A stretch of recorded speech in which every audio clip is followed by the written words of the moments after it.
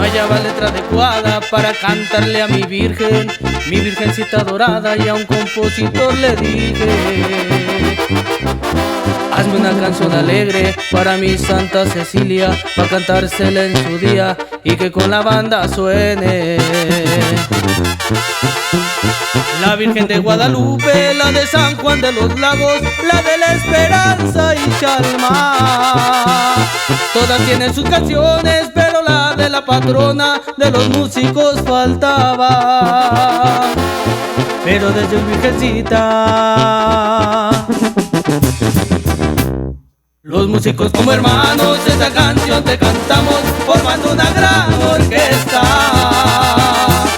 Que viva Santa Cecilia y hagamos siempre este día para ella una gran fiesta.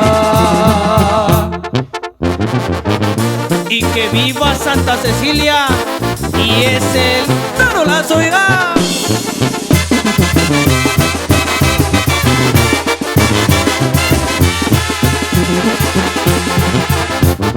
Dios miraba desde el cielo, el verbo ardía en sus salmos, y se dijo: ella la quiero en la música y los cantos.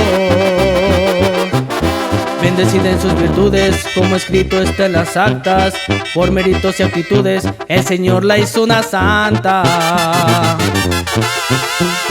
La Virgen de Guadalupe, la de San Juan de los Lagos, la de la Esperanza y Chalma, todas tienen sus canciones, pero la de la patrona de los músicos faltaba.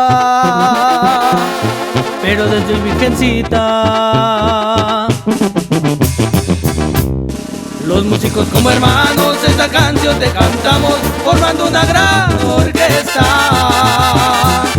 Que viva Santa Cecilia y hagamos siempre este día para ella una gran fiesta.